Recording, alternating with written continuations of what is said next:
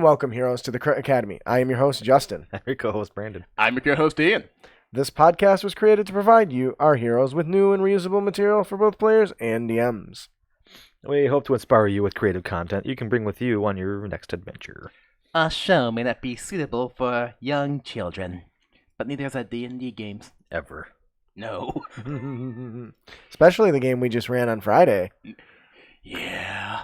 We started, I ventured in and gave a good run on the Hunt 2 that I'm going to be running for our patrons on the 24th. The sign-up link will go up tonight or tomorrow morning for our patrons, but I'm really excited for that. That stupid doll won't die. Yeah, it's glorious. I love it. So I'm stoked for that. Today's episode is brought to you by our generous Patreon donors. If you do not know, Patreon is a membership platform that allows you... You know what? Yeah, I did delete it. Okay. Patreon, this episode is brought to you by our generous Patreon donors. Patreon is a tier-based reward system that allows you to support your favorite creators for as little as $1 a month. In exchange, you are offered exclusive content based on the tier you select. You know, we got all kinds of rewards, the big one being come and join us live and maybe play some games with us. It's pretty good stuff. It's good stuff. If becoming a patron is not a thing for you, you can support the show. Brandon does commission art. You can get full body color art for $20 and line art for $8. That's exciting. Why do you have... Did you have those when you came in? Nope. Brandon's got fangs in his mouth. Happy well, Halloween. It's not Halloween yet, but It's the month. it will be, though, by the time this episode airs. I think this comes out in 2 weeks, 3 weeks. Hey, Three at least weeks. they aren't selling Christmas stuff yet. Oh, well, dashing through the sand. What's a bounce back to my back? I have a nasty plan for Christmas in Iraq. What do you mean? What's a crossfade issue? I know what he's talking about. It's an audio thing. Anyway. Oh, okay. Well, thanks for clearing it up, asshole. It's an audio thing. Well, obviously, I know that's what he's talking about. Anyway, we want to thank you for joining us today here at Crit Academy Studios, where everything's made up and your roles don't matter. That's right. Your roles like monsters without unique talents. Isn't that just cannon fodder? Yeah. Okay. Or minions. Yeah, this will come out. What? This is supposed to come out. Yeah, according to this, the air date's the 31st. Yeah. Literally a Halloween episode. I guess that is totally... I'm no genius at scheduling. That is total coincidence. It really is. Yeah, so we... Halloween. Sorry. That's okay. Are you? No, he's not. No. Of course I'm not. We got a really great show for you today. It is, as when this episode is released, it will be Halloween, so it only is appropriate that our topic of discussion be monsters. What listen you will see. It's the town of Halloween. This is Halloween. This is Halloween. Hey, I hope we can stay on topic. No. Whatever. It's not. Night Before Christmas, bar none. Best Halloween flick. I thought it was Christmas. Guess it could be.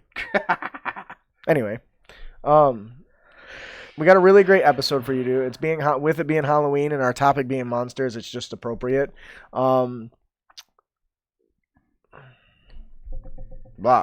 We have a question submitted by a listener that's pretty simple and straightforward, but the reason I picked it is because I don't think it's as straightforward anymore as it would have been.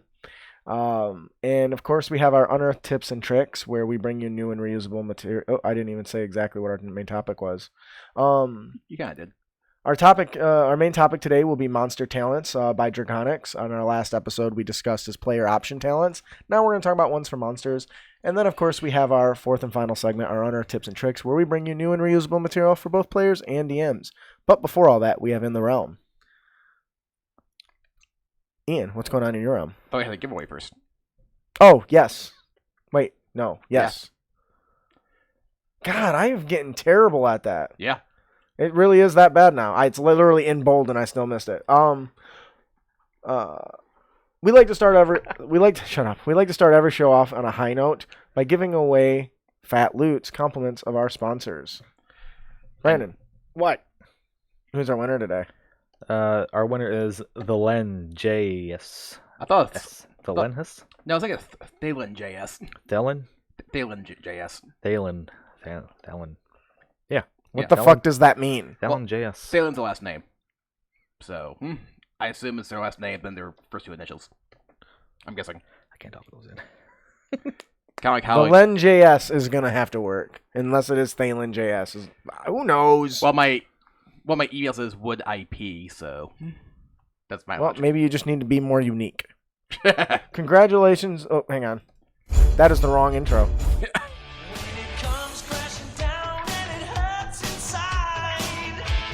I almost did something I would have regretted. I love you, Brandon. What was that?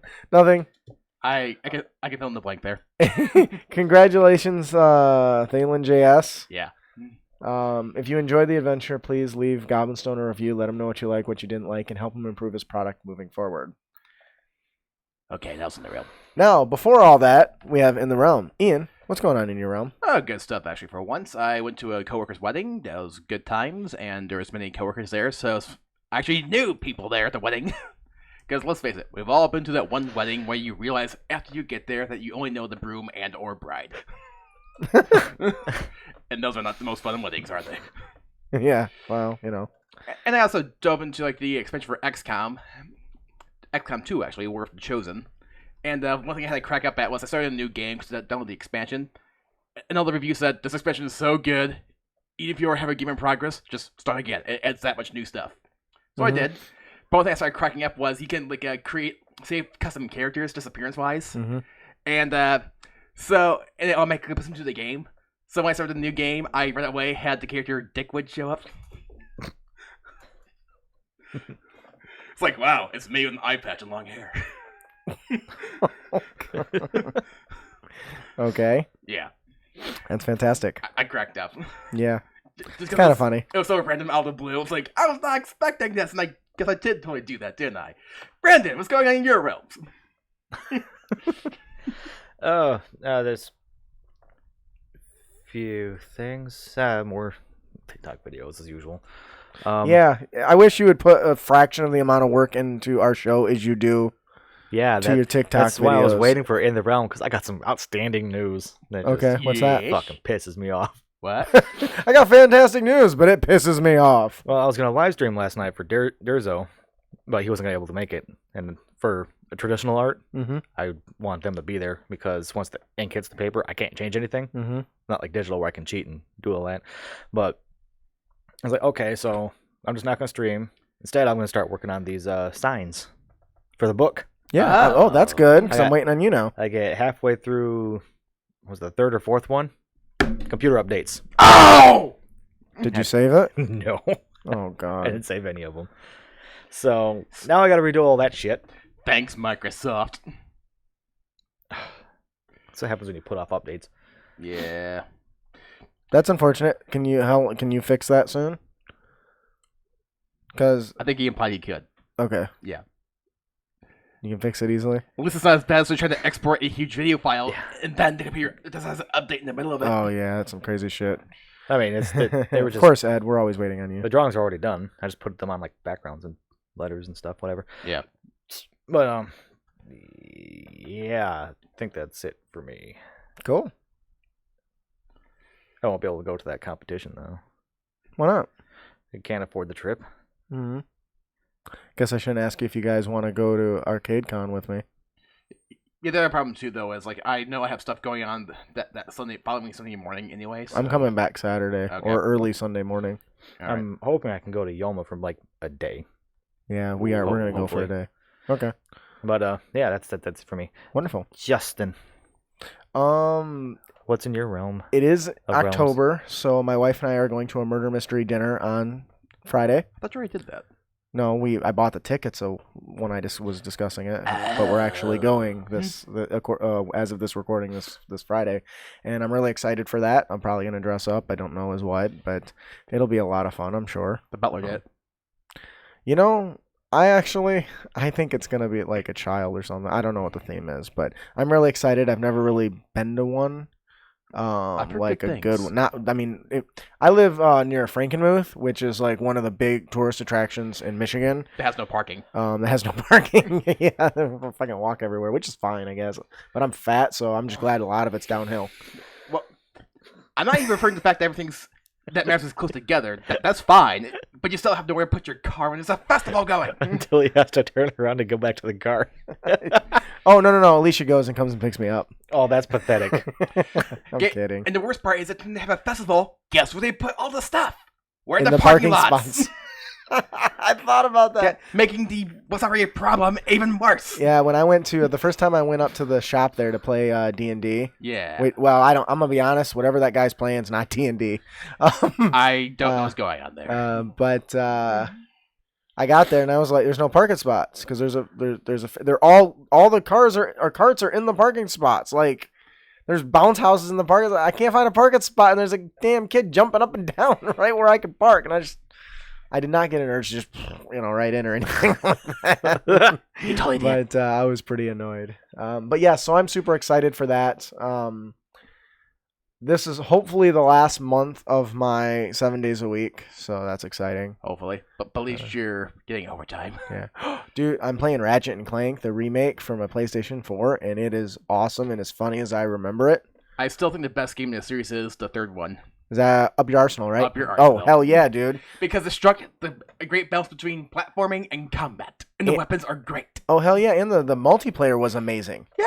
Like, of any of the games I've ever played, like, competitively, the multiplayer in Up Your Arsenal was phenomenal. And I don't know why they didn't reincorporate that aspect into the new one, because they could have. Well, I know that the fourth one, Deadlocked, focused more on combat and multiplayer, so... Oh, see, I didn't get to play that one, because I didn't have a PlayStation 3 or a 4. Yeah. And the dialogue in the franchise overall is great. Oh, yeah, it's hilarious. Oh, anyways. You ever watched the movie? I did not. And I heard it did its own thing. Pretty much. It's still funny, but... Yeah. Yeah. I don't know. But I decided that next character I play, his name is going to be Skid McMarks, because I was cracking up the whole time I'm talking to that guy. That's one of the characters in the thing, and it just Skid McMarks. Yeah, and it just had me laughing the entire time. And he's like a surfer type, so like, yeah, dude, let me tell you about this massive air I got on my hoverboard. I still think the best dialogue I heard in this series that made me crack up the most was when Quark was talking to a monkey. Mm-hmm. Oh, come on, I thought we put this jungle bus behind us. It was mating season. I didn't know she was your sister. How long were you guys standing there? Too long. And Captain Quark's awesome. So that's kind of what I've been doing in the spare time that I do get. Spider-Man comes up with some new updates soon, so new DLC. So I'm gonna probably get that in October. So.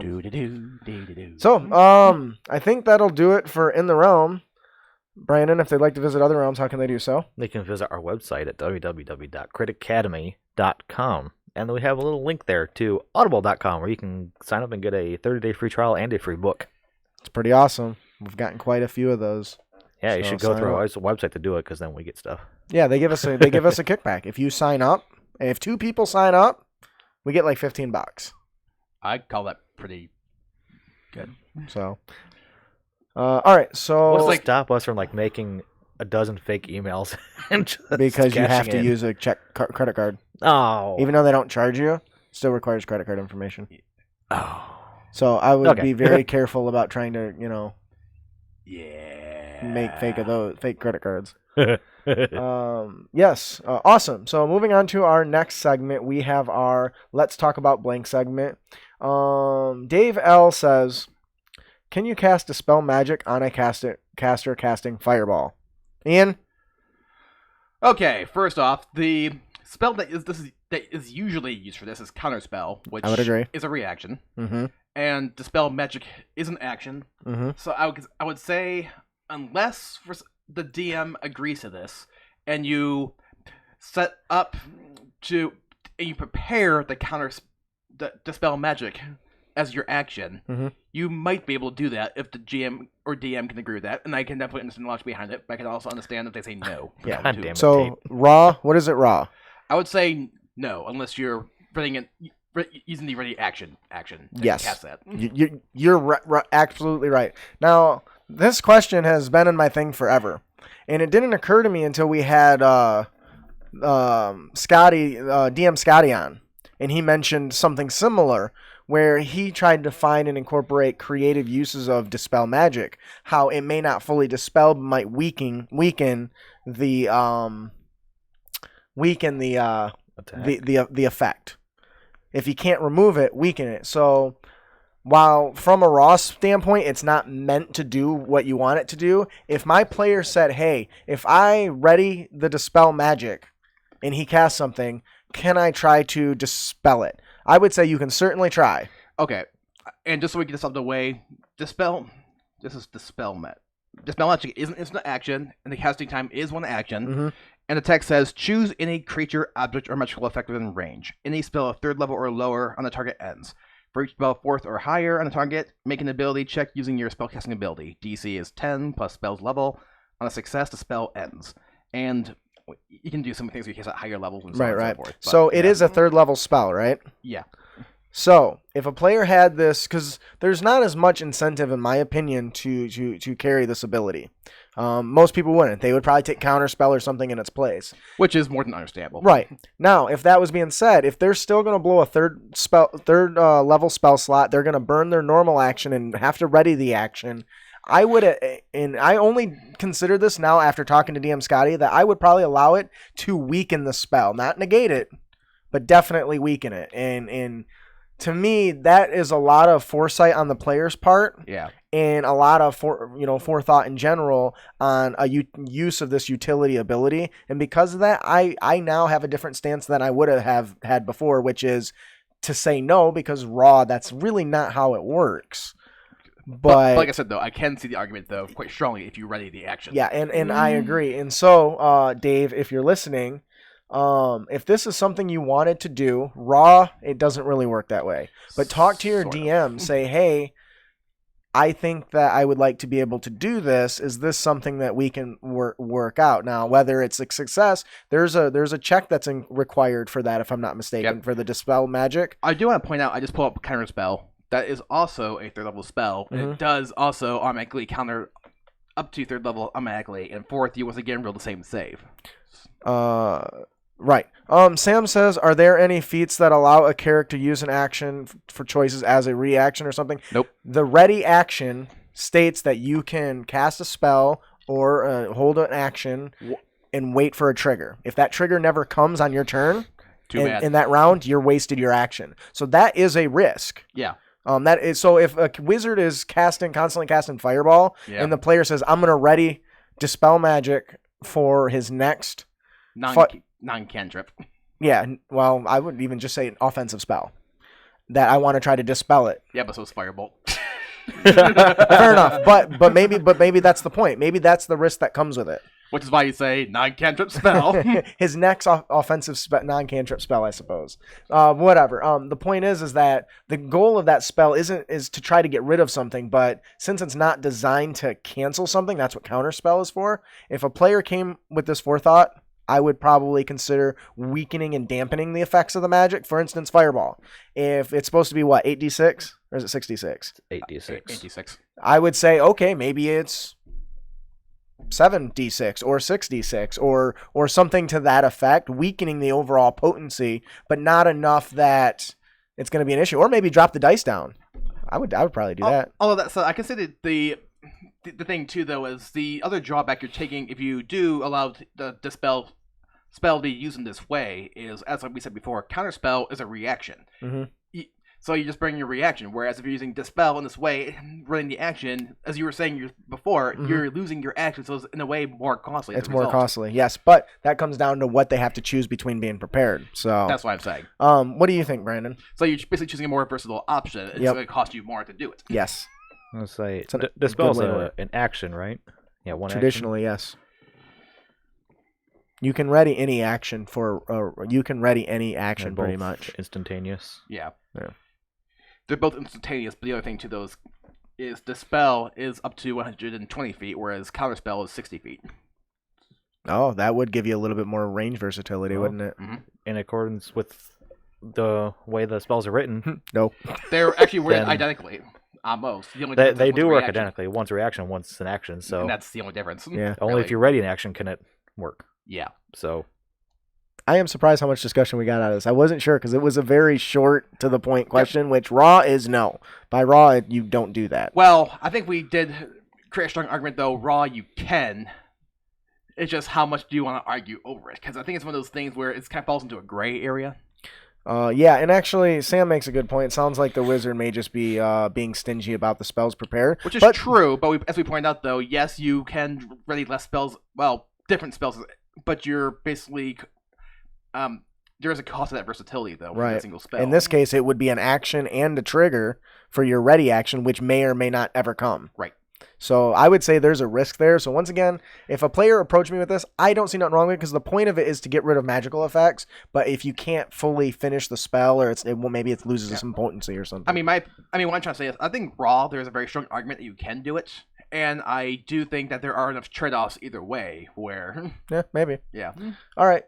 So yeah. I'm not saying I'm always right. I'm just saying from my perspective. Well, and honestly, up until I had talked to DM Scotty, where he talked about something similar to this, I would have never even really considered it. Mm-hmm. And that opens and that goes back to always being an open-minded DM, which is very important, especially in 5th edition. Yeah, where there are other ways to do things other than the way raw is written, especially when it comes to player creativity.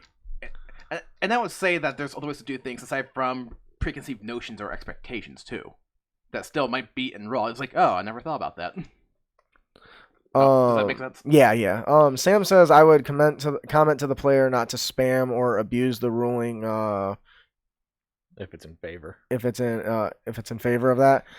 Even still, I think the trade-offs almost are kind of too great. Yeah. Because he's losing so much effectiveness just to hopefully weaken an attack. Yep. It's more or less maybe we're all gonna die, and now this is the only thing I can do to mitigate it. I could also. Oh wow! I cast Fireball. Well, why use my ready dispel action? Well, I cast Counterspell on your dispel action. I cast Counterspell on your Counterspell. Except you've already used your readied action for your dispel, which means you can't. Yes, you can, because Counterspell's a reaction, not an action. No, but the person that so you're saying somebody cast Fireball. Yep. I readied my dispel action. Yep. Which would be a reaction. Nope. It's an action. It's an action. It is, but no. In order to use it in response to somebody else, no, it's not. You would have to. Nope. I'm not talking about counterspell. I'm talking about a readied action is not considered a reaction. A readied action uses your reaction. Okay, maybe double check that. Just oh god, my brain. Yeah. Good luck finding a player handbook over there. Say, where'd you move it then? It's in my house. But I'll just Google it. Roll20 will tell us. Roll20 always tells us. Like, let's be sure about this before we make such declarations. That is a wiki. Fuck you. This is the D&D SRD. Here we go. Action, disengage, ready action. Sometimes you want to get a jump on your foe and wait for a particular circumstance before you act. In this case, dispel magic. Right. To do so, you can take the ready action on your turn, which lets you use your reaction before the start of the next turn. Oh, gotcha. Fuck off. So the counterspell person would win. So they would counterspell your dispel and still blow your fucking ass up. Okay, so once again, we do see then there are some... There are more limitations. Yeah, there's more limitations than I think we originally realized. Which, you know what? I'm glad we looked it up then. Yeah, I agree.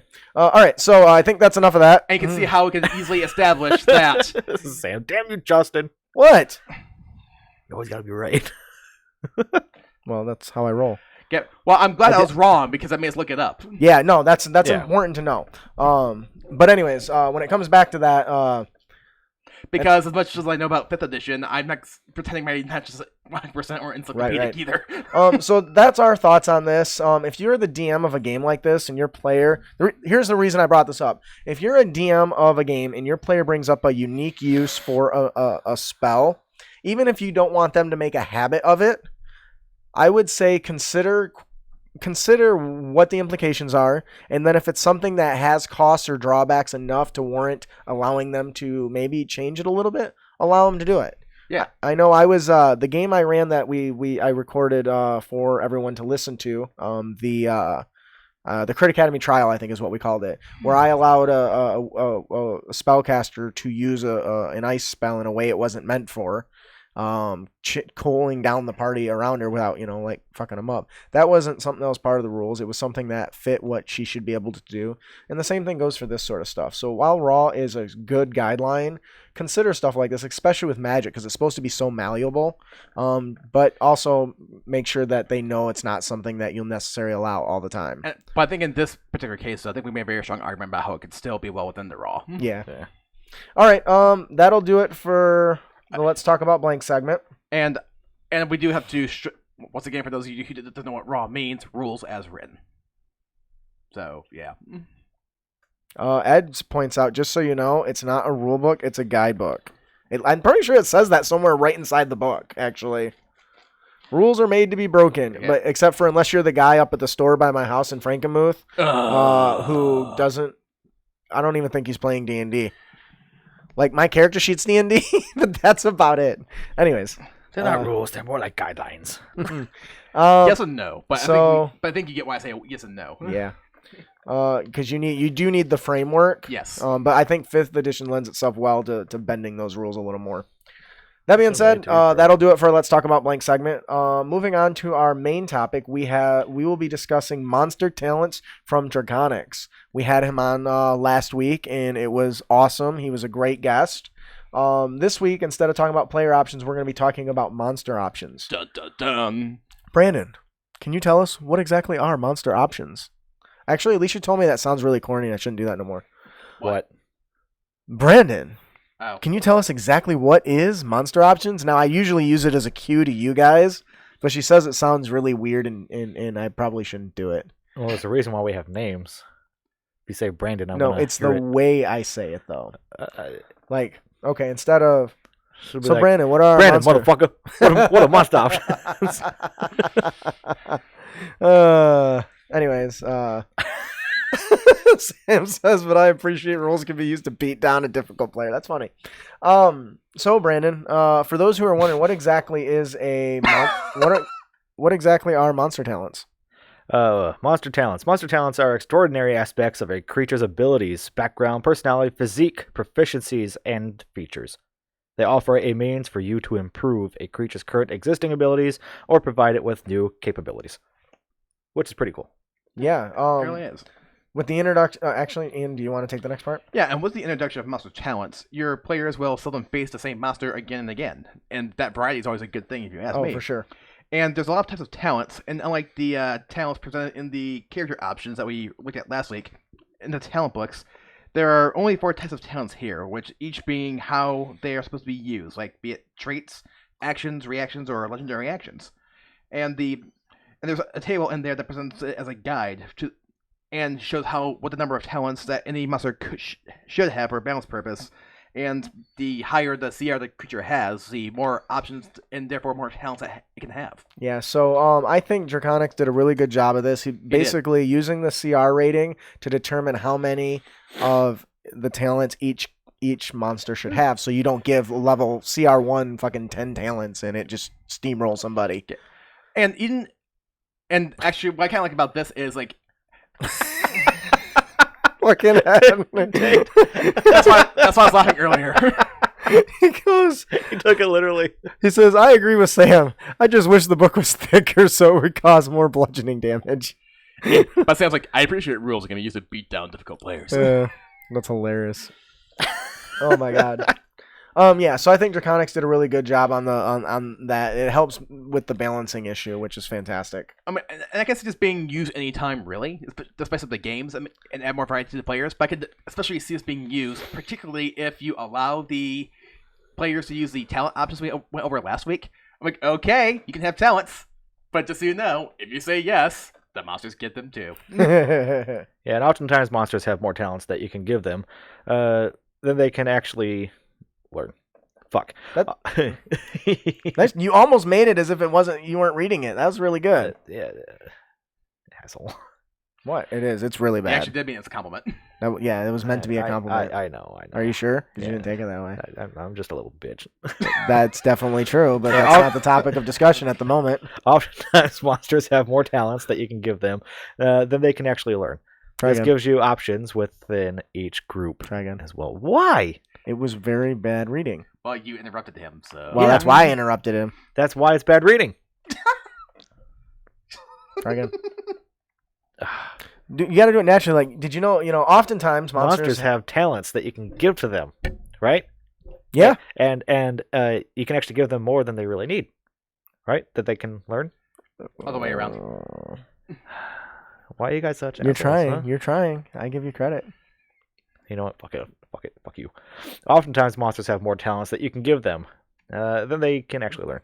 So that's really cool. Yeah, this gives you options within each group as well.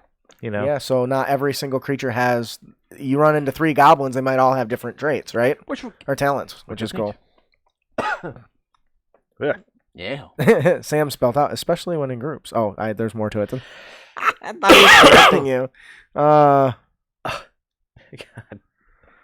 I like the customization that can be used. Interesting situations to make it more complicated for each.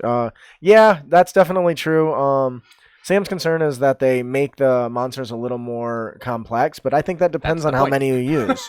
Even if you only give them 1 or 2 of these traits, it's enough of a surprise, motherfucker, than they would see otherwise. Because, after fighting 1,000 goblins, you're just like, okay, it's another goblin. But when you get into the goblins out of this book, for instance, they have 3 different talents that are in the book for goblins, and they can only have 1 each. But they really, to keep it balanced, you have to pick 1, right?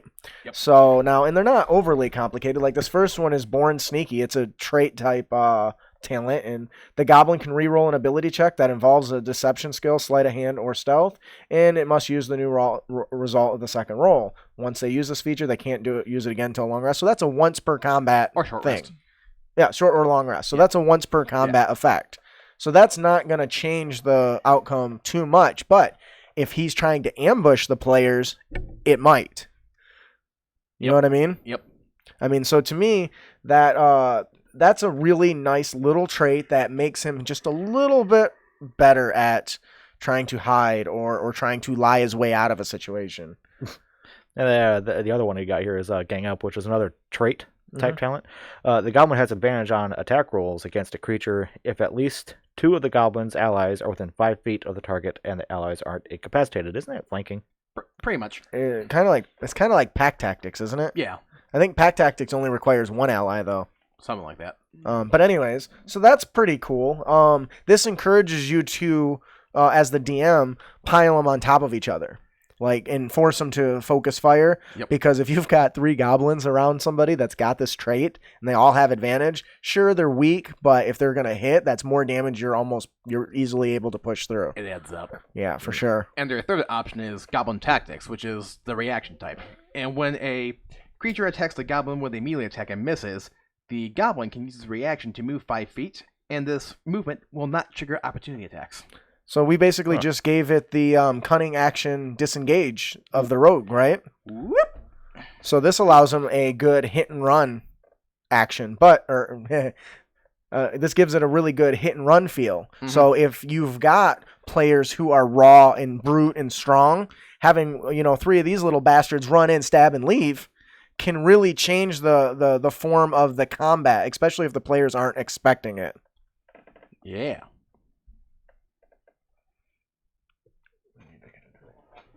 Huh? I need to drink. My mouth's getting dry. And Sam's reaction so far is that experienced players will hate it the first time they find a trait they're not expecting, but in the long run, they probably will appreciate expecting the unexpected. I agree 100%, and that's really... To me, it shows that it really gives the monsters a living feel. Maybe this goblin spent a little more time getting better and getting in and out of combat. And I can see a strong argument, too. As necessary as talents are, maybe not use them the first time they encounter a type of creature. No, but, okay, so I'll give you a good example.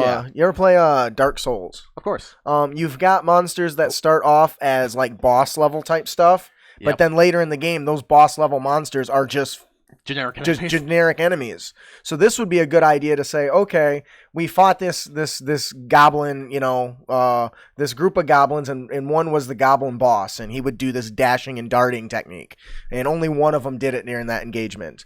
And then a couple levels down the line, they run into a group of 5 goblins who all do this. So that way, it's integrated a little slower. If that was a concern, you'd be worried about your players. But honestly, as a guy that changes his monsters all the time, fuck players. I find that giving them a surprise is the best thing, because when I know Ian has fought 1,000 kobolds, when my kobold speaks a word of power and fucking binds a player, probably didn't see that coming, did you? Yeah. Actually, I didn't see that coming though. My battery's dying. Actually, I think a good example of this during the intro segment for Dark Souls 3. Where the first boss you fight is part of the tutorial. It's like this 8-foot armored knight creature. Mm-hmm. But when you take it down to half health, it suddenly goes all symbiote on you. And it's like goose and sprouts and make it even bigger. Like, what the crap is this thing? Right. That's a good example too. You think that's hard? I'm just at the tutorial level. That's the real game over there. So these are really good talents, I think, for the goblin.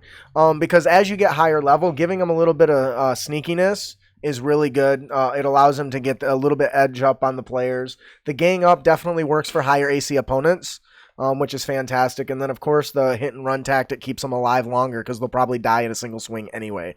So especially if they're kobolds. Yeah. Well, but these are goblins. These though, are goblins. so, But you can, yeah. and really, when you look at these features, there's nothing stopping you from applying these other features to other monsters. No. They just, some of the features are designed to be in tandem with in flavor or theme with the particular monster. So Another common enemy that players might encounter is the orc. yes. So you'll notice that the first couple that we chose are kind of common monsters because we wanted to show you how the simple monsters you run into all the time have such additional options just to make them more interesting. Mm-hmm. But we even have one Ian picked out that's really complex to show the complexity that does come with it. Potential. Not for inexperienced DMs, in my opinion. But you want to tell us a little bit about some of the orc features? Now they're different levels of orc. They got different CRs, so that you'd want to reference the chart to determine how many talents it recommends you. That's right. up. There's a chart. But so Brandon, you want to tell us about that first orc trait there? Yeah, the orc, which is a CR 1/2, and the Eye of Groomish is a CR 2, and Orog, a CR 2, have 1 talent each, while the Orc Warchief CR 4 can have 2 talents. It's good to be king. So this is just a little bit of oomph, I think that anytime you just increase the damage a little bit, honestly, I do this anyway. I like to lower enemy HP and increase the damage output. It makes encounters go a lot quicker, either when the players die or the enemies die. But either way, it goes a little quicker, and it makes every little encounter more threatening, which means I can have less encounters. And they actually did figure this out in 4th edition, because the big complaint during the first Monster Manual in particular is the enemies have a crap ton of health, so even the basic fights can take a while. Mm-hmm. Whereas in later Monster Manuals, they flipped it around okay, we're going to give them way less health, but they'll do way more damage, which makes it more threatening, but the fight will go quicker as a result. And honestly, I think that's where a lot of that mentality came, because I played a lot of 4th edition. Yep. What's wrong? He farted. Oh, God. Busted ass in his thanks. Ian, you want to talk us about this next? What about this other orc feature we got here? This talent. Well, we didn't talk about any orc talents yet, but the first one... we didn't talk about Brute? Nope. We're talking about that right now. Yeah, didn't we already talk about Brute? No. I'm confused. I thought you read that. No, I talked about how the orc talents work. Oh. How there's multiple orcs. Wow, that proves 100% that I was not paying attention. Anyway, the first talent available to orcs, or in this case, a prerequisite for it to be the Orog, is the Brute. A melee weapon deals 1 extra die of its damage when the orc hits with it. And that goes back to what I was just saying, because I thought we already read this, is that I like to do this anyway and increase it. So I'll just move this part of the discussion before the text. If I recall correctly... before the last part. If I recall correctly, an Orog is half troll, half ogre? Something like that. I think so. Yeah. Don't quote me on that. I don't have the book right in front of me. See there. or half troll. But yeah, either way. But I end up doing this to a lot of monsters anyway, so. Either way, you're having orcs screw something that's bigger than it. So yeah, for sure. I'm gonna take that next. Yeah, the next one we got is Deathstrike, which is a trait type talent, and the prerequisite is the Eye of Grumsh. Isn't that like a caster? Groomish. Is that a caster? I don't know. I just know Groomish is the orc god. Groomish. Right. Yeah. If the Eye of Groomish drops to 0 hit points or less, and is within 5 feet of an enemy, it can cause its reaction to make one melee weapon attack at the enemy with an advantage on the roll. If the attack is successful, it is treated as a critical hit. Ow! Damn, that's a going out with a bang right there. Like that's one last heroic hurrah, right? It's the your player won't think so. That's what Corito did to Heathcliff. I'm dead. Fuck you. I'm gonna stab you anyway. I like stuff like this. Anybody knows that I've talked about. I love, and I think I've had it as a monster or DM tip. I love when you create new effects either at low life or dying.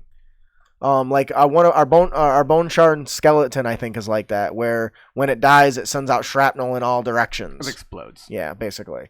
And this is kind of reminds me of it. It's one last hurrah, and the fact that it's critical though, that's like if I'm going down, motherfucker, so are you. What do you think about that, you guys? Respect. Pain. True. Solid respect. Yeah. So that's really good, and that really fits with the orc theme too. Like, you just stab me, I'm gonna get you anyway. And even the half orcs have like the Orcish Resilience, where if you take it down to 0, they still get 1 HP, so it's in line with that. You know what? I'm still pissed to this day that the half orc has it, and it's called Orcish Resilience, but the full-blooded orc does not! What the crap? What? As a player character type. Oh. I actually am surprised doesn't appear to be a talent either. So Draconics, we have an idea for a new talent if you're listening to this. The half orc trait, Orcish Resilience, probably should be a trait for the orc. Which is... right? Oh man. Am I wrong? No, you're not, and you're right. That is weird. Maybe you should tweet from our account to Mike Merles and ask him, why the hell is this a thing? You know what? I might do that. You know, or why isn't this a thing? Yeah, more accurately. I might do that and see if I get an answer. It'd be like it was unbalanced. Who cares? Anyways, so the next feature the orc gets is the next talent that the orc can get is the Frenzied Berserker, which once again, you're starting to see that these traits or these talents fit the themes of the monsters, which is fantastic. Orcs may have anger issues. It is a trait type as well. While the orc has less than full hit points, the orc gains advantage in all melee attack rolls and all intelligent, wisdom, and charisma saving throws. But attack rolls against it have advantage as well. This is basically Reckless, right? More or less. The Barbarian Reckless? Yeah. Which is pretty cool. It gives you that really wild, swinging, careless, assaulting type monster feel. Once again, definitely can be a bigger threat to your party and add that level. This would be a good one. Like if they were to first run into orcs, I think this would be a good little tiny boss, like leader of the pack type feature. Speaking of leader of the pack, the last one is a once a day talent, which is a reaction, Inspire Ferocity, which can only be used once per day. That was a great segue. Yep. And thank you. And the prerequisite is the Orc Warchief. If an orc ally of the Orc Warchief drops to 0 hit points or less, and this was within 30 feet of the Orc Warchief, and the Warchief can see the ally, the Warchief can use this reaction and target any number of orc allies within 30 feet. The targets deal max damage with their melee weapon attacks until the end of the Warchief's next turn. Oh my god. Holy fuck. I killed Dennis! Get him! They killed Dennis. That's good. I like that. He just had twins. Fuck him up. Hans, 9! You killed Hans! Hans is having a good day! He got to burn down London Bridge! He got to sing the song! So this is really cool. I like that it specifies that it's once a day. He had 1 day left for retirement. He was gonna get married! Or maybe he just got married. Oh. He didn't even get his honeymoon yet. Oh my god. So this is a really cool one. Tell my girl But I love her. She's my girl now, man. Fuck Dennis. That's how he steps on him and says, she's mine now. Oh my god. So this Inspire Ferocity is really cool. Now is it just one target? Nope. Every orc ally within 30 feet. That you can see. Jesus. It deals maximum damage if they hit. So I think this would be really cool if you set this to a specific. I keep feeling like I'm hearing something behind me. I'll put my full headset on. Dude. Shut up. Oh. Yeah. Are you? Is that that doo-doo a sign to our monster variant of the episode? No. I just occurred. Since it's Halloween episode, I probably should have put like a fucking zombie variant in there, but whatever. Or a scarecrow.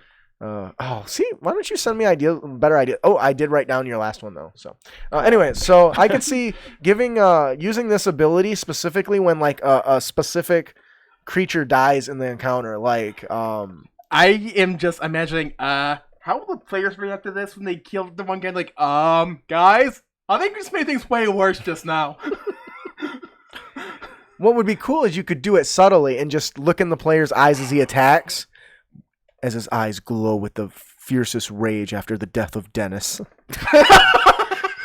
It's the name. He rolls the die. He rolls the attack and he hits.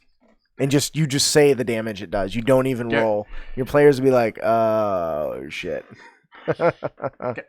But also, player Sheila is like his eyes roll back to make it pure right because they are full of pure rage. Right. For Dennis. Dennis is a VIP NPC. Apparently so. So you can see there's some really good options, and once again, if you're picking an orc, it can only pick one of these talents. I think the chief can get two, so you can mix and match them a little bit, and you can integrate these and pepper these in throughout your game gradually. Not every orc has to have it.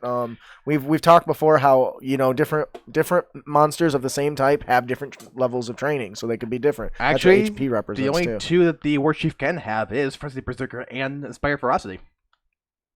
Oh yeah, because the other two have prerequisites. Being either Grimish or Orog. Yeah. Yeah.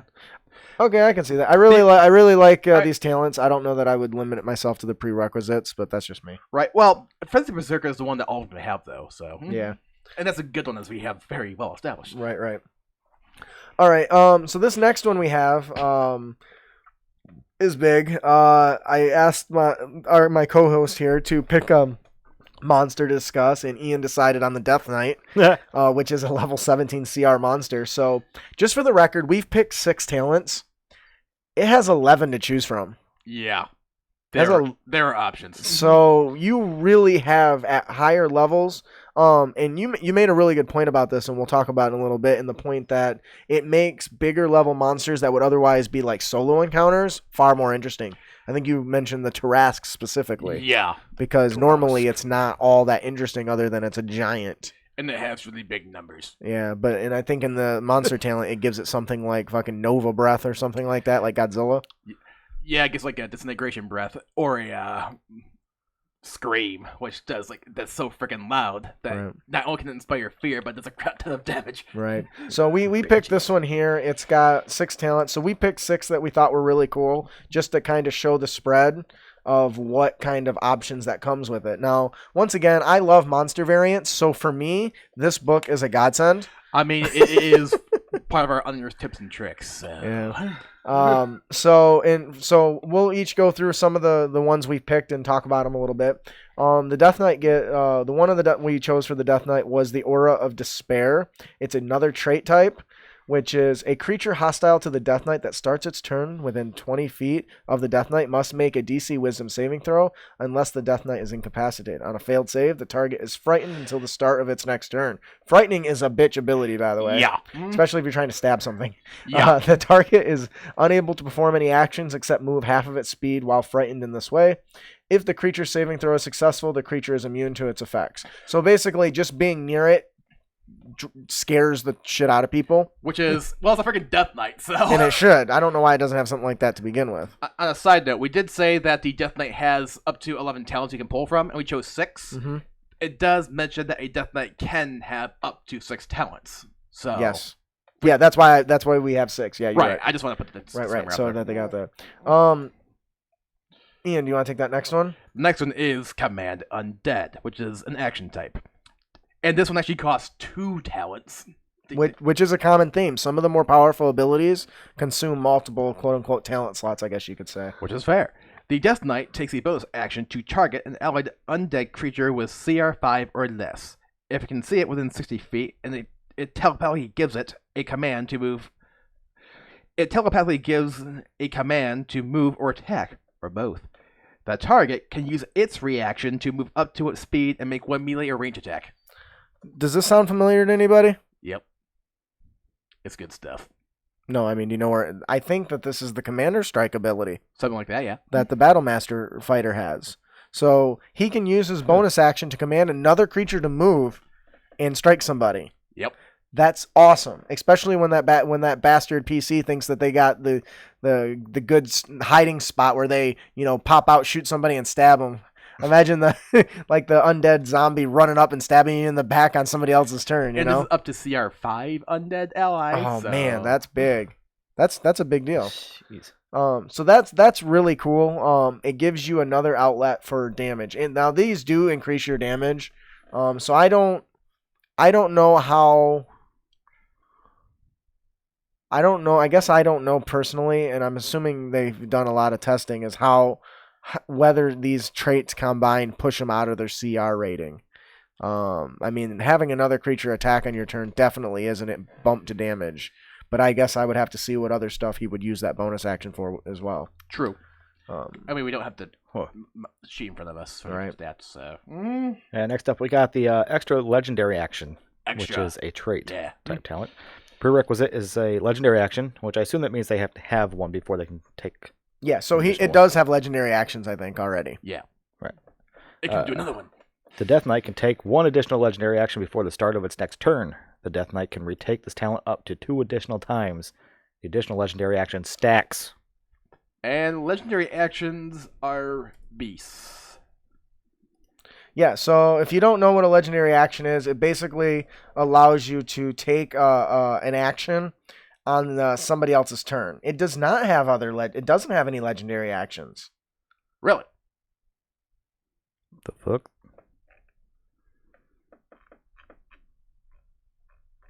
Oh, you know what? Maybe one of the other features, one of the other talents is give it legendary action. Anyways, so you give it a legendary action. I think it's got or maybe 2 some examples. Modules. Give them some for that adventure. Maybe.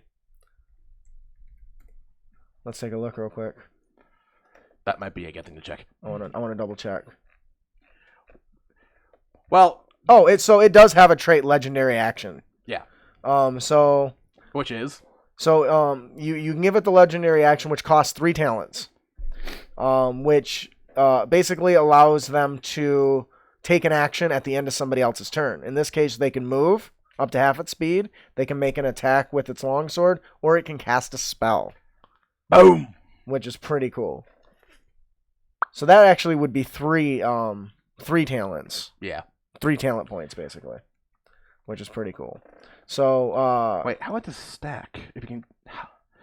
You said giving a legendary action trait is 3 talents, right? Yes, so giving it the extra means you would now have another one, and it would take 4 for those 2.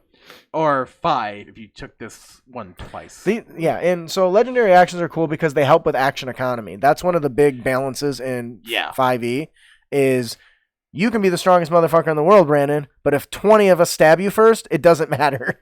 And that's kind of what action economy is. It allows...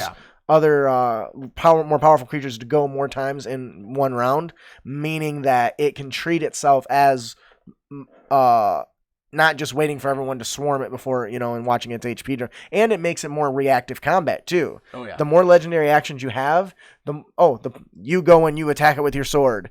You enter a sword lock, you're pushing back and forth, you can see the depths of its eyes. It twists and parry and stabs you in the ass. You know what I mean? I bring this ideal. I'm thinking about it. I like that. So you can give it legendary actions, which is pretty cool. What is the next one? Brandon, you read that one, right? So another one you can choose, another talent you can take is the Innate Spellcaster. Now this is cool because this is an action. You basically give it its innate spellcasting ability is Charisma with a DC 18, and it can innately cast the following spells requiring no components. 3 times a day, Detect Magic, See Invisibility, Animate the Dead, and Blight. So this gives it more of a good summoner feel. You know, you can summon its own undead like fucking the Lich King. You know what I mean? Which is pretty cool, especially when you're looking for a. Is that? I want to see something because I don't think Animate the Dead costs anything, or doesn't cost. Isn't concentration, right? Animate Dead and Blight. It's also twice a day, not 3 times.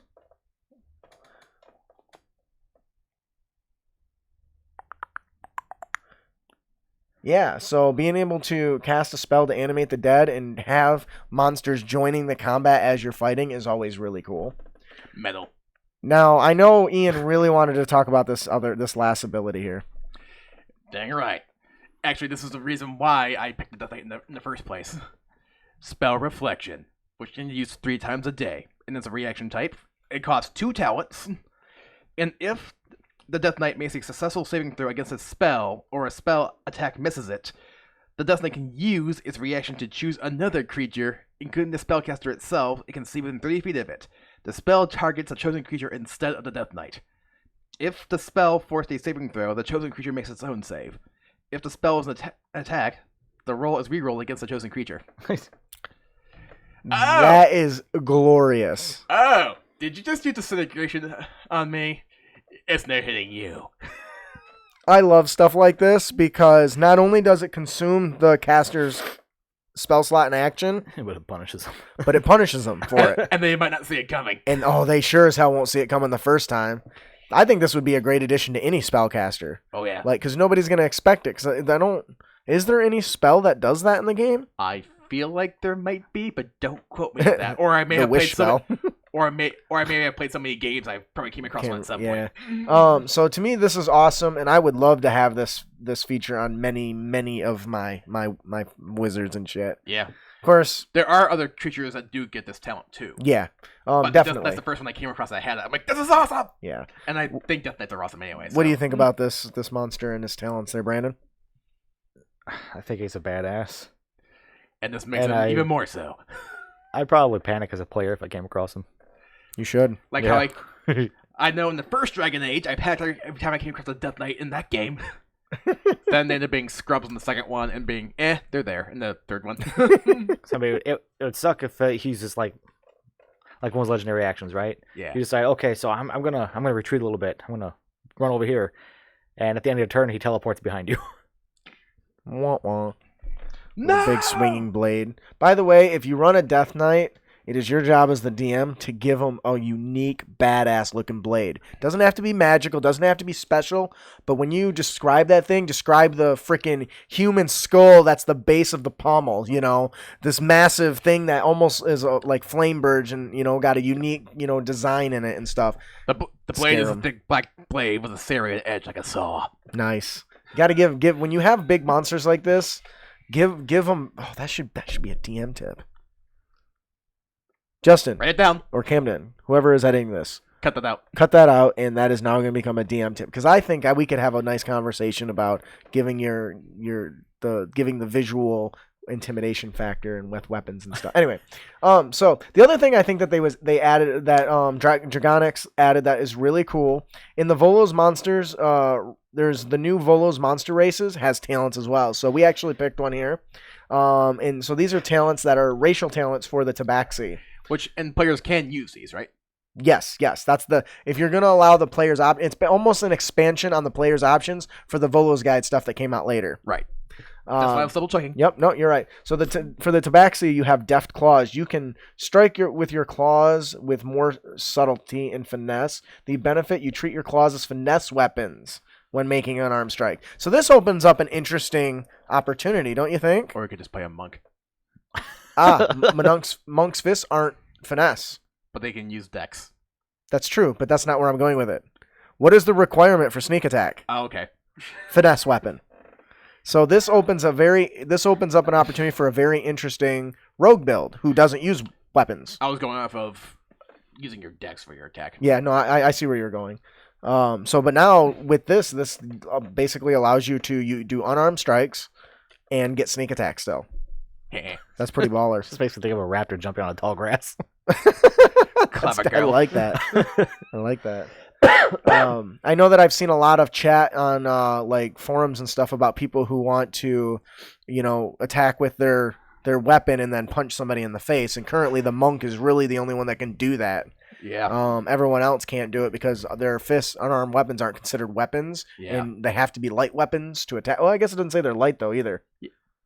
Yeah, I guess my one beef about the Tabaxi is I know it's like a cat-like race, which is fine, and I know they kind of base it more for like the leopard or other like more dexterity-based like felines. Mm-hmm. Where's my lion option? That's more brute strength. Like Lion-O? Yeah. Oh, okay. I don't know. Anyways, what is the next feature they get there, Brandon? Naturally inquisitive. That's right. You nailed it. Yep. Inquisitive. Got it. Your insatiable quest for knowledge and secrets have made you a great barterer and finder of lore. I almost said whore. And he's drinking. That's funny. Gadget has wares. Made you a great barterer and finder of whores. Yeah. Whores? Finder of lore. The benefit: you can re-roll an ability check that involves the skill Investigate, Perception, and Persuasion. You must use the result of the second roll, even if it is lower. Once you use this feature, you cannot use it again until you finish a short or long rest. So once again, this is kind of like an in control reroll to one of your skill checks. Yeah. I like stuff like this because it's subtle enough that it's not going to unbalance the game. But when you finally do need to use this, it can come in really good handy. When you need to get that investigation, or you're looking for a trap, or you need to get this guy. Wait, what was the other one? I was confused. Persuasion, yeah. If you're having a conversation with someone and you need to get into his shop or get into this building or, whatever it is, you can utilize that in that fashion. Khajiit has wares for sale. You had the skooma. I got those references. Yeah. The next talent that's available to the Tabaxis is the 9 lives. You can escape death, but just barely. Benefit: if you take damage that reduces your hit points to 0 or less, you can use your reaction to make a dexterity saving throw with your DC equal to the damage taken, unless the damage is from a critical hit. On a success, your hit points drop to 1 instead. Are you telling me once you use this feature, you can recover it and can't use it again until a long rest? Are you telling me that this Tabaxi has Orcish Resilience? No, it basically means you automatically make your death saves. Stabilize. No, it says if you would be brought to 0 or less, you can use your reaction to go to 1. Oh, okay. That's Orcish Resilience, right? Pretty much, yeah. That the orcs don't have? Yeah. We were just talking about? Yeah. Okay. So the Tabaxi has Orcish Resilience now, too. I thought of it one way and processed it through my head another way. I do. You still gotta make the dex save. Yeah, which is not something... Well, do you have to make a save? For an orc? If you're half orc? No. Oh, okay. So it's not quite the same. But still, this is really cool, and I love the flavor. It's called 9 lives. That fits. Like, you're lucky. You ever watch Mulan, the stupid little cricket? You a lucky cricket. Yep. That's what that reminds me of. What do you mean you're not lucky? All this time I've been carrying you around, I thought you was lucky. Brandon, you want to handle that last one? What's the hole? The sheep? The next one is Pounce. Pounce. You rush toward a target like a pouncing cat. Figures. And possibly knock it down. Benefit: if you move at least 30 feet straight toward a creature and then hit it with your unarmed attack on the same turn, that target must succeed on a strength saving throw. The DC is equal to 8 plus your proficiency bonus plus your strength modifier. On a failed save, the target is knocked prone. If the target is prone, you can make one melee weapon attack against it as a bonus action. Once you use this feature, you cannot use it again until you finish a short or long rest.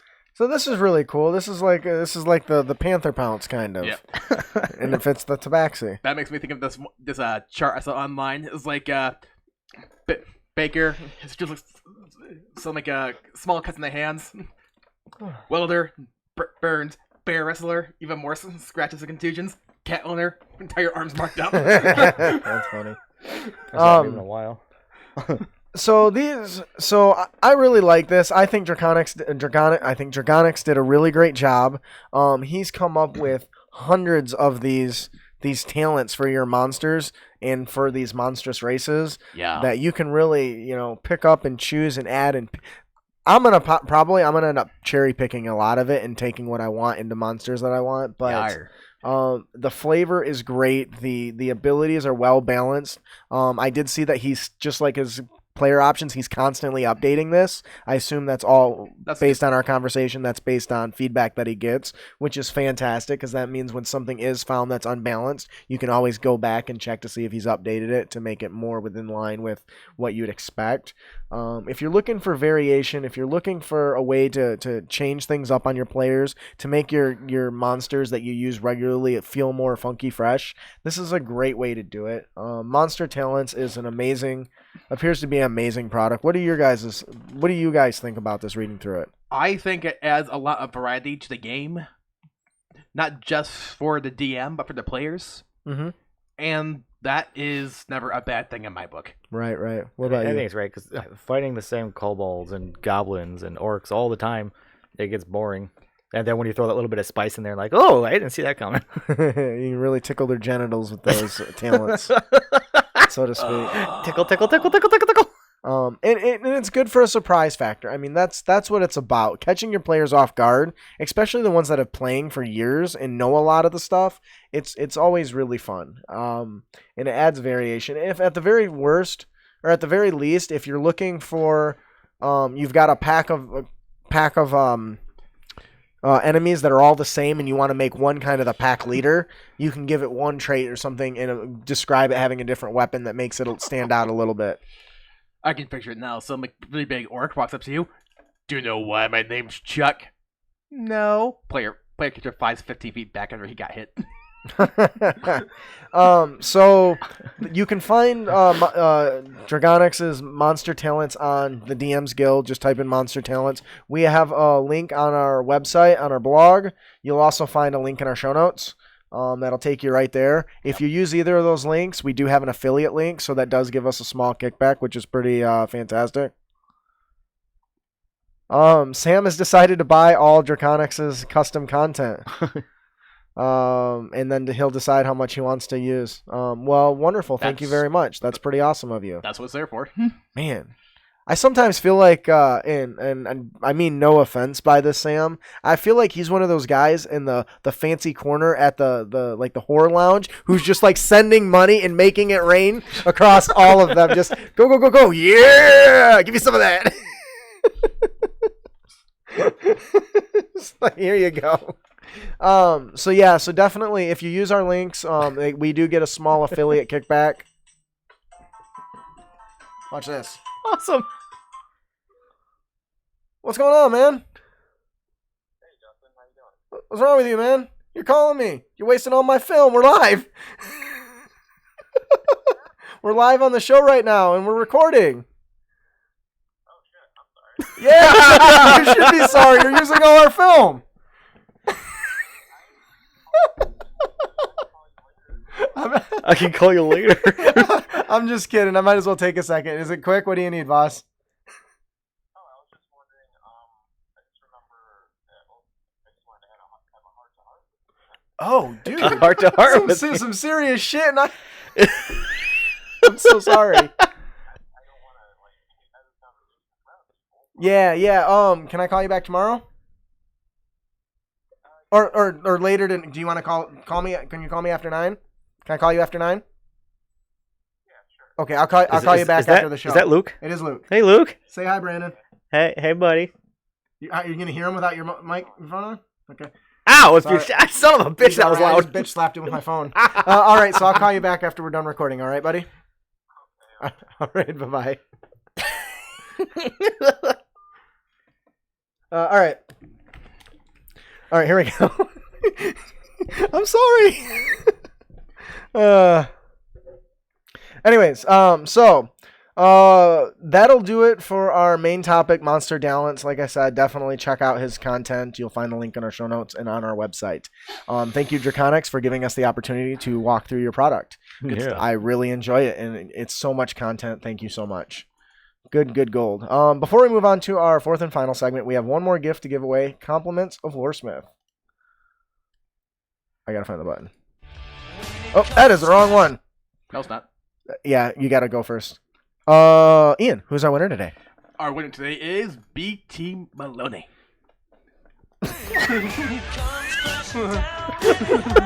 Did anybody else here beat my baloney?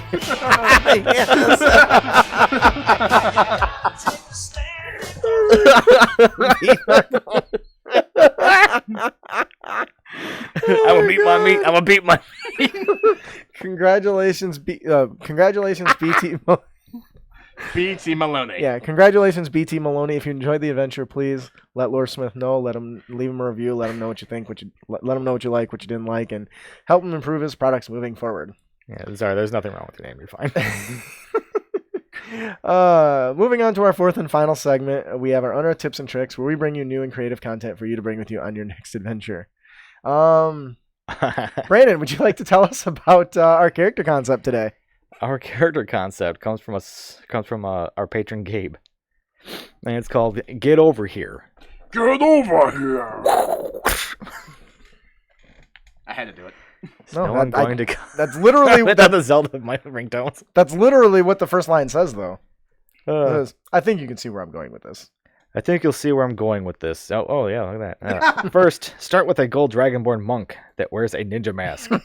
Next, give them the magic initiate feat and take the Thorn Whip cantrip. Use Thorn Whip to pull your enemies from across the battlefield and follow up on your next round, unfortunately, with an uppercut. But if you're a monk, can't you use your bonus action to punch? Oh god. Just saying. When the enemy is mostly dead and or stunned from a stunning fist, you can finish him. No, come on, Brandon. Finish him. You can finish him by pulling back your mask and breathing fire, burning him to ash. Gabe, this is awesome. Oh my god. And glorious, and now we have to make counterparts to this. So which one would be the reptile? So Scorpion wins. would you pick Green Dragonborn to be more like reptile? Does he spit acid? No. It's poison. He uses his tongue. Is there... Reptile. He shoots acid spits. Okay. I'm sure. Doesn't he? Yeah. Okay. Reptile He does. goes. It's been a while, so. Is there an ability to go invisible? There's magic. Yeah, use the magic, because that's what his main thing is, being able to go invisible. Oh, yeah. Sam points out Pudge, who's a character in Dota 2. He's based off like the Butcher, I believe, in League of Legends. It's the same thing, where like the big fat guy that throws a hook and yanks him closer. Oh. Roadhog does the same thing in Overwatch too, Mhm. so. Why is it with big fat guys with hooks? That's a trope. I about shit myself when Roadhog got the Butcher skin from Diablo 3. Yeah. And I'm also mad because Sombra has the Demon Hunter skin from Diablo 3, but you can only get it if you went to BlizzCon this year. Yeah. Anyways, back on Sad. topic. Hey, So what do you guys think about this? This is cool, right? Yeah. If you could get like a team of Dragonborn ninjas and all have different colors, or maybe you get like a blue Dragonborn. You all look the same, just different color. Yeah, and different powers, right? Different breathing. I would love to do like a ninja kind of a elemental monk, and then use only like ice and stuff for like Sub-Zero. You know, that can remind me of a friend of mine knew some guys that all of the PCs in the party took a teleporting armor. Mm-hmm. And what teleporting armor does is you can summon it at will, and it goes around you. And when fight was about to happen, they all lined up and yelled, "It's morphing time." Oh God. Oh dude, I can totally reflavor a character to be a Power Ranger. Da, da, da, da, da, da. That would be an awesome text message thing. Anyways, so Gabe, your Scorpion style character is what is the name of that? 10 cool points. Anybody that knows the names of the clans? Oh, I do. I just can't think of it. The Lin Kuei. Yeah. Oh bastard! Can't believe that's Sub-Zero though, right? Yeah. Lin Yeah. Kuei? Yeah. I don't remember what Scorpions is. So I always remember Scorpion yelling Lin Kuei scum. I can't remember Scorpions though. Anyways, that'll do it for our character concept. Get over here. Submitted by patron Gabe. Thank you very much, Gabe. That's awesome. And now I want to play Mortal Kombat. our monster variant of the podcast is the Sand Shark. Doo-doo. Do. You kind of know where I'm going with this. Have you ever been to Saturn? Sandworms. You gotta hate them. So the secret to this is you're going to give the shark a few new abilities. Breathing underwater, you can choose to remove it or not, whatever. The big new abilities are going to be Burrow 60 feet and Tremor Sense 60 feet. Now, if you do not know, Burrow is when a monster's burrowing speed can can use its speed to move through sand, earth, mud, or ice, and monsters can't burrow through solid rock unless it has a special trait that allows it to do so. Like So basically, or purple worms. so this shark basically swims through the sand. Now, there's a creature that we used to love that used to do this. Do you remember what that is? The graboids. The graboids. Yeah. Tremors. You know how they got their name? Because they grab you. Yeah. From what's his name? Chan. They grabbed him. Then they ate him. Who named him? Walter Chang. He named him. And then they ate him. So, in addition to giving them a burrow, you're going to give them Tremor Sense, which Tremor Sense can use to detect and pinpoint an origin of vibrations within a specific radius, provided that the monster and the source of vibration are in contact with the same ground or substance. Not Tremor flying Sense, or incorporeal. yeah, Tremor Sense cannot detect flying or incorporeal. So this basically is essentially a graboid, right? Swims through the ground, and I feel like sharks don't get enough love. So, and I was just playing a game that had sand sharks in it in Ratchet and Clank, so I just thought that would be really cool. But I decided that I would give it some additional features out of our monster talents book. The first one being the Lurker. I called it the Earth Lurker because it's not underwater, it'll be in the sand. But while underground, the sand shark is invisible to a creature above the surface of the ground. If the sand shark surprises a creature and hits it with an attack during the first round of combat, the target takes an extra 10 3d6 damage from the attack. I think that's fantastic. Boom! It's basically sneak attack for your shark, which is glorious. Oh, yeah. He's just walking along, all of a sudden, no. Could you imagine just hearing stories about all these people that are disappearing? There's just big holes in the ground. Then you find them. That seems like a good encounter stuff. And then, of course, every shark wouldn't be complete without some sort of grappling mechanic. So another of the traits that's in the monster talent book is called Mangle. A larger, smaller creature that is hit by the sand shark's bite attack is grappled with an escape DC of 17. Until the grapple ends, the target is restrained, and the sand shark can automatically hit the target with its bite, but can't make bites against other targets. Which makes sense. So the real thing, I think this is interesting. Well, let me tell you, what do you guys think about this entire monster variant? Bite and dive, suck it. I think it's fun. I think the bite and dive is a good one. Once he gets somebody, he just swims away. What are the players gonna do? Fucking go running through the tunnels after him?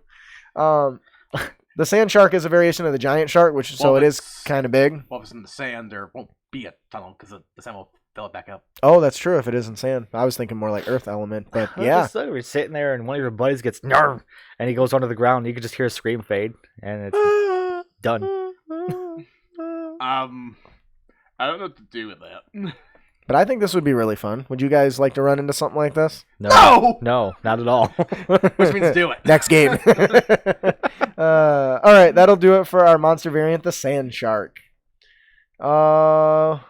Brandon, would you like to take our encounter of the podcast? The encounter of the podcast is the Weeping Willow.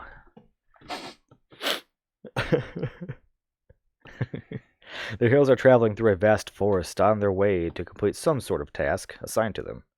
During their camp, the forest comes to life. Vines and treants attack the heroes. Yeah. Beasts of nature attack. Antelope, panthers, wolves, bears. Really? Antelope? Oh, my. Yeah? Oh my. What's wrong with antelope? I think he got that from Disenchanted. Yeah. Warning! Racist antelope ahead. Racist antelope. Hates deers. And even maybe some fae. They fight their way to a dying, massive weeping willow tree, half scorched. The PCs discover the tree is the source of the assault, using a form of magic to urge the forest into attacking intruders. The heroes do not know that. The tree is a protector of the area. Only with magical spells do they learn the truth that the blaze that was starting was intentional. And the tree is looking... Starting. Start things written down. Yeah. Yeah, I know. I'm fixing it. That the blaze was started, or the blaze that was started was intentional, and the tree is looking for vengeance. Dun dun dun dun dun. Oh crap! I'm picturing Evil Dead trees now. So now this is something that's interesting because the players could probably end the attacks by taking out this tree, right? This sentient tree. But this really gives a good opportunity for the nature characters like the druid to really shine, or people with communication with plants in nature to really get a lot out of that. The reason I thought about this is because Ed sent me a picture of a tree that looked like it had a face in it, and he said, "Tell me a story." And so the story that I told him was that an ancient elf was madly in love, and his lover died, and he couldn't stand to live in the world after losing his life mate, right? But he had responsibilities as the guardians of the forest, so he sang himself into the tree to be the protector to watch over all time, but finding a way to end himself kind of without passing into the void. And this tree is now the protector. This creates another interesting opportunity where the players may or may not ever know the story of why this tree is doing what it's doing. They might just burn it down and, oh, okay, all the crazy critters are done being crazy. The vines aren't grappling me and trees aren't trying to kill me. And it might never go farther than that. But if you have that druid in the party, you have that person that's person that's put time and effort into backstory, understanding the world, you can expand the story to be a little more tragic than that, and that what actually the forest is doing is not bad. It's been burning down, and now it's trying to retaliate in some way, right? Oh yeah. What do you guys think about that? That could definitely be an interesting setup. Sam, he says Aragon, shameless. Oh, I certainly did rip that right from Aragon. I feel like I've heard other tropes like that before, though. So yeah, it is a more common trope, I think, than I would like to admit. But it says in the depths of the sand, no one will hear you scream. He gets 800 cool points because that's an Aliens reference. Love you, Sam. I didn't catch that the first time. That's awesome. In space. But anyways, this encounter is designed to be something that can just be simple, that just happens through any random forest that may or may not have any more significant importance than it was trying to kill them and then they burn it down and then they're done. Yeah, or when you see panthers and bears and deer working together, there's something wrong. Right, and that's the point. But it doesn't necessarily have to go farther than that. The players can just be players who just kill everything and be done with it. But there could be more depth to it and more story to it. And that's up for the players to experience. Oh, that sounded yummy. That's up for the players to figure out. So you can definitely just tuck this in wherever you want. That'll do it for our Encounter podcast, the Weeping Willow. Our magic item of the podcast is submitted by patron John Gemstone. Yeah. The Waltzing Crossbow. This item requires attunement. With a toss into the air and a command word, the crossbow hovers 5 feet off the ground. You can use a bonus action to have the crossbow fire at a target with the lowest range increment. The crossbow has 4 shots before returning to you and needing to be reloaded. The Waltzing Crossbow is stationary once activated, besides returning to you for reloading. Though you may reposition it once it returns to you. You can use your action to load 4 new bolts into it. Neat, you get a turret. That's basically what it is. It's a floating turret. That's cool. It kind of reminds me of that cleric ability, the floating weapon. Yeah, the guardian's spirit weapon or whatever it is. Yes. Kind of reminds me of that. So that's pretty cool. I love that it's a turret that you could sit somewhere and use it to create a distraction as long as it keeps attacking, and use it to sneak around on an enemy. This could also be an awesome way to freak the players out too. Also, like you're going through a dungeon, right? And you see a T. You're like, okay, so we're gonna go left. We're gonna go right. Let's go right. You go right, and it says, okay, hang on, let me set this turret right here to aim down this hallway. we're good. All right. They walk along, and a few minutes later, the crossbow comes flying back, and he grabs it, and it's like, oh, it needs to be reloaded. But we didn't hear any screams. So what triggered the crossbow? Yeah, exactly. That's interesting. I like that. They're like, oh, fuck. Building turret.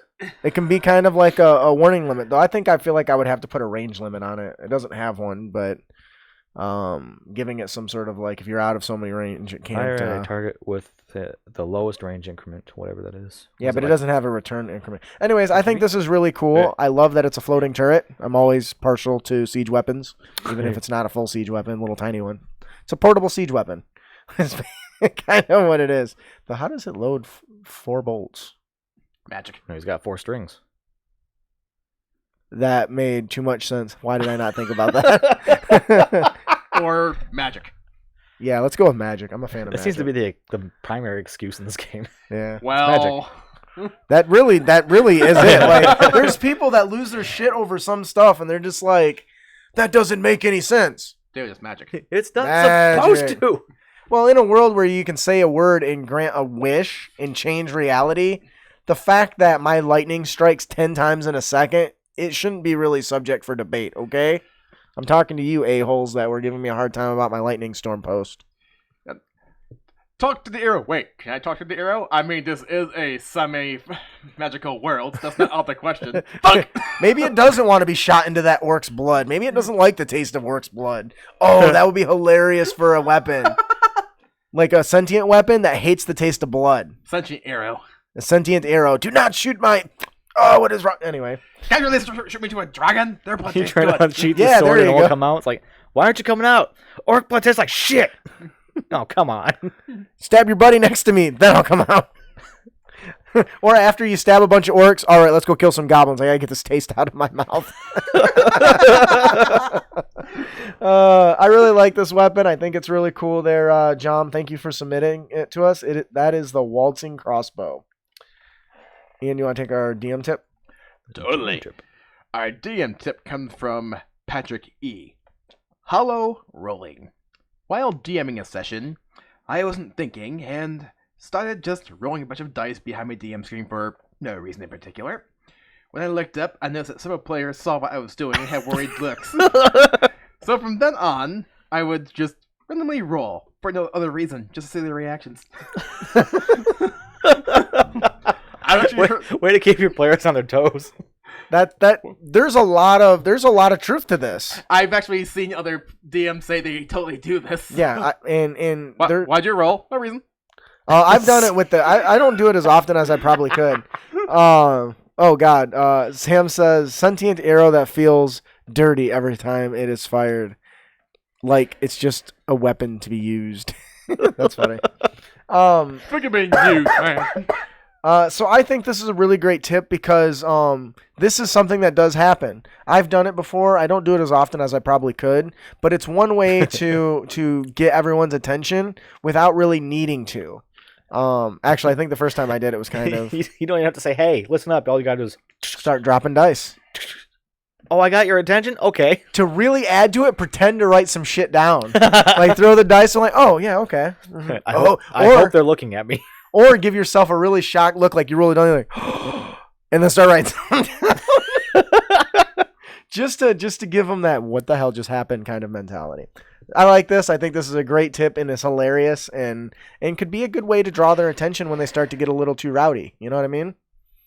Mm-hmm. I'll say that for another time. Or roll the dice and look up slowly with a sad look on your face. Sorry. You just fuck with people. Just do that. Just kind of raise your head and be like, John, I need you to give me a dex save. Gives you a dex save. No matter what he rolls, he saves. I'm like, okay, you're good. Just say you're lucky. You're lucky. You have no idea how lucky you really are. No. And 1 year later, he's gonna be thinking about that too. He's like, "Man, what was gonna happen if I missed?" That happened to. I think Ryan did something like that in one of the adventures, the Crit Academy Trials adventure. Yeah. They were stuck in. They were stuck in this No, just doing that on purpose. Sorry. They were stuck in this tunnel, and the tunnel collapsed on the big giant thing collapsed on them, and they couldn't get out. And he's like, "How were we ever going to get past that?" Well, there was actually an illusionary wall. He's like, that would have just let you walk right by it. He's like, "Are you kidding me?" Like, no, her passive perception didn't catch it, and she didn't ask to look for one. So you could have just probably walked through the whole thing, that whole first part. But it would have been less interesting that way. But it would have made anyway. So Anyway, I got distracted. So that'll do it for our Dungeon Master tip. Hollow rolling. Patrick, it's a great idea. If you're not doing this, give it a shot at your next game. When everyone's getting kind of rowdy, just roll a couple dice, pretend to write something down, and then look up to see what happens. And for the love of God, if you do it, record it on your phone and post it to our little fan page that we got because we'd love to see that. Oh, yeah. Post it right to our Crit Nation group page. That would be hilarious to see. It's Crit Nation community group, I think. Grit Nation. Yeah. So. And last, we have for our player tip, which, as usual... He's reading Sam's thing. The creepy flying demon thing. I love it when your bones pop and twist and your muscles tear. You sound like Lord Tourette's from Dick Figures. Whatever. What? Does it haunt your memories, Sam? All right, you can go ahead and pick up the next one. Oh, well, actually, we all do. Weary players, red and blue. Can I sing a fuck for you? So that'll do it for our DM tip. For our player tip of the podcast, Don't be a dick. And you can avoid dickitude by accepting that you're weak. Give and play to character weaknesses, whether they're physical or mental. Stats, when rolled specifically, have random results, and sometimes you get a weak roll. Or if it's not a stat thing, consider adding phobias or obsessions or handicaps to your character. I think a common handicap is people want to be as blind, right? Well, I know one handicap I took for one character was he can't read, but he won't admit it. That's hilarious. You do that recently, didn't you? Is that recent? A character you ran? That was Kobo. Oh, it was Kobo. So that's a weakness that you played up too, because I think you were handed stuff before and you just passed it off to somebody else. Here, read this. Interesting. You should totally read this. and you really played up to that really well. The same thing with phobias. If my character is afraid of spiders, and as a DM, first of all, kudos to me. Gotta use spiders. And then that changes how they react in that situation. Well, it says you're afraid of spiders here, so you're about to fight a giant phasing spider. So not only is it spider, but the damn thing can go invisible. Spiders! Play up those weaknesses. If your character is frail and feeble, when they try to pull a door, just randomly say, I can't open it. It must be locked. The DM says, no, it's not. Well, it must be stuck because I can't open it. I'm too weak. Stuff like little things like that. Like I had one wizard once who had we had a Goliath in the party and this big old pack, this big mug, and my wizard went to go pick it up one time and couldn't. It's just too heavy because he was so weak. Play to your weaknesses. Have you ever played any weaknesses in your characters, Brandon? Yes, Raslin. I think that was his name. It was the undead warlock that I made. Mm-hmm. Or it was a wizard, one of the two. But he had a major fear of spiders to the point where he would just burn down a building without thinking about it. Spiders! Burn it down! Did you ever burn down a building? No, because no one ever asked me what my fear was, and I never saw any spiders, so. That's an interesting point. That's a really interesting point. If you're a player and something like that is not available, your DM isn't aware, make sure to tell him. Or just when you walk in somewhere, say, I look around for spiders. Why? Well, because there's probably a lot in this barn, and I'm afraid of spiders. You can include your weaknesses subtly if it hasn't been read or has been forgotten. See, that was the whole point, though, is why I didn't say anything. Is I was waiting for that moment to come, because eventually it's going to come. You always fight spiders in D&D at some point. And when that point came, I was just going to set fire to the building and walk out. They was like, what the fuck are you doing? I'm afraid of spiders. Giving your character an obsession is an interesting weakness. The most common obsession is with like thieves and rogues who have to have all the jewels, right? But that's not the only obsession you can have. No. I once played a character who had to have a shiny blade. There was times when she decided she wouldn't use her sword because she didn't want to get it bloodied, so she just punched people to death with her fists.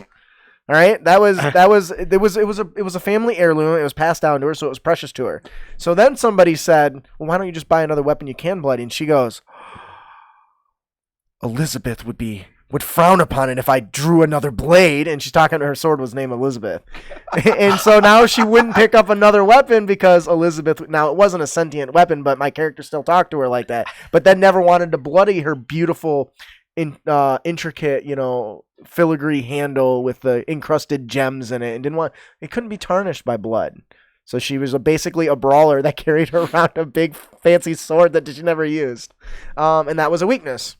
Because it wasn't a strength build character. It was a dex base. So you can turn your weaknesses into interesting story, and it doesn't always have to be a bad thing. Especially if you don't want to make something that's mechanically an issue, don't. But have something that makes your character stand out. Maybe they hate garlic. Maybe people think they're a vampire because they stay away from garlic and mirrors, Well, I could buy this. And I'd have 10 gold pieces. Okay, then buy it. But then if I bought something, though, I wouldn't have 10 gold pieces anymore. I like that. What do you guys think about this as a player tip? Do you think this is something that people should do more of? Yeah. To some degree, sure. Mm-hmm. And you can do different levels, but I think every character should have a weakness. Whether you're just going by your stats, if you do the basic point buy or the standard array, you end up with like a -8 or -1 modifier, right? Yeah. Actually, I remember hearing one story where a guy in one earlier edition rolled for stats for his character. Mm-hmm. If it was like a half-orc barbarian, he ended up rolling like a 4 for intelligence. Oh, God. The only phrase the character knew was "Happy birthday." Happy birthday, Bam!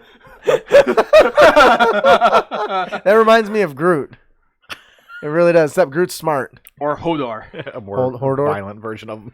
Yeah. But to say, Groot can get pretty violent. Yeah. I think that'll do it for our player tip of the podcast. Don't be a dick. Yeah. And you can avoid dickitude by, it's okay to be weak. Well, that'll do it for our show today. I really enjoyed our episode today. I love the monster talents. Mm-hmm. I think that it was a good topic for Halloween. So we hope you guys enjoyed it. Definitely check it out. Before we close out, though, we have one more gift to give away. Compliments of our sponsor, Jeff Stevens. Stevens. I can't find my mouse cursor. There it is. Does somebody want to tell? Who did I ask last time? Me. Brandon, who is our winner today? Our winner today is Beluga. The B is spelled with an I and a 3. Clever. That's Leet speak, right? Yes. Yeah. I wouldn't catch that. Nipple twisting, Justin's nipple twisting. I always envision that guy from The Waterboy at the very end in slow motion. That's what I could think. He's naked. He's going. Totally missed Sam's comment. The crippled. Once per day, the DM can impose disadvantage on an attack. That's cool. Go, my back! Congratulations to I3E Luga. Beluga with an I3. Congratulations, Beluga. You are this week's winner. If you enjoyed the adventure, please let Jeff Stevens know. Leave him a review. Let him know what you like, what you didn't like, and help him improve his product moving forward. Please join us on our next episode where we will hear feedback from you, our heroes.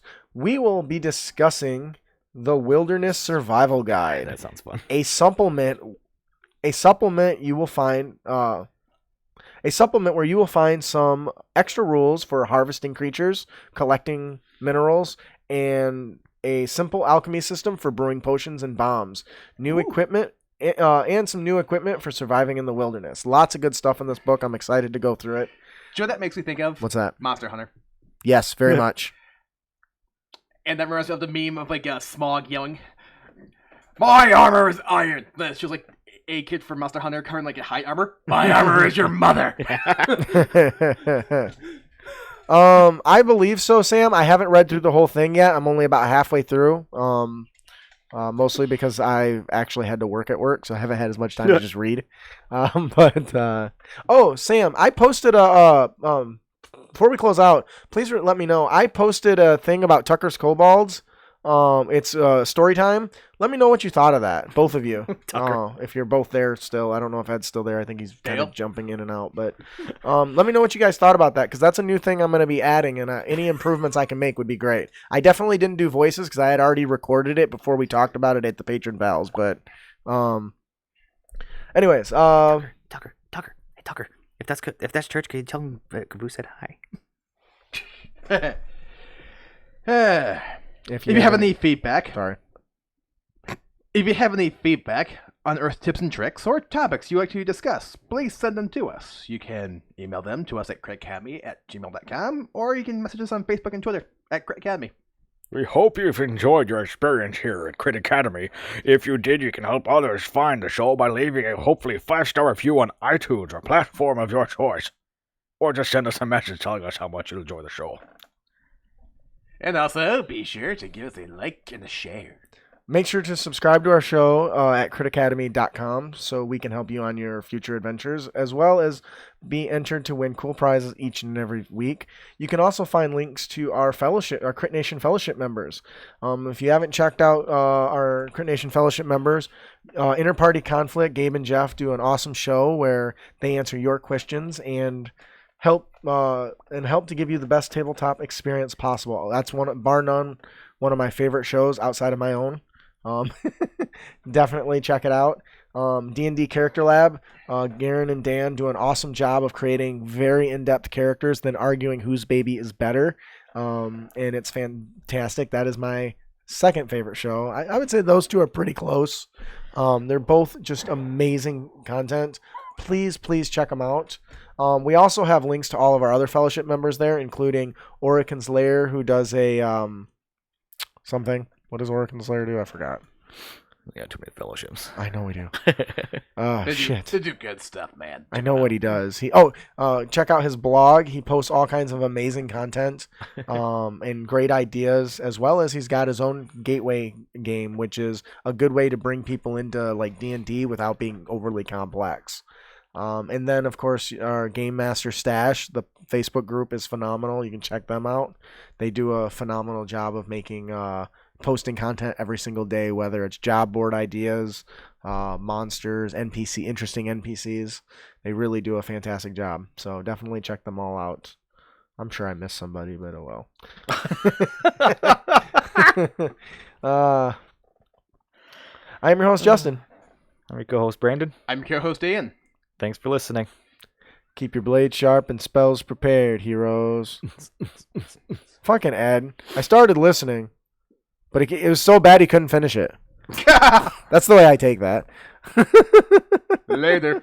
Later, Tater. All right, we'll see you guys later. Let me respond in the comments of my post for the story time. Let me know what you think, and I'll gradually make adjustments that better fits what you guys want. So I hope you like it. I didn't put any work into it. I just read something, but I am gonna do better next time because I'm gonna try to put less ready to it to more to a natural flow.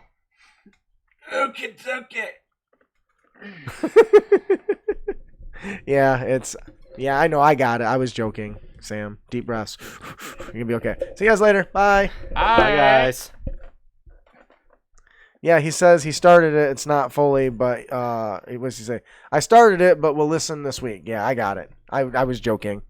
If that didn't come across well, it's because I'm not funny. Bye. Unlike your daddy. My dad's not funny either, and he's a comedian. Makes it worse. Remind me to tell you about the cat's asterisk or cat's asshole asterisk joke. It's terrible.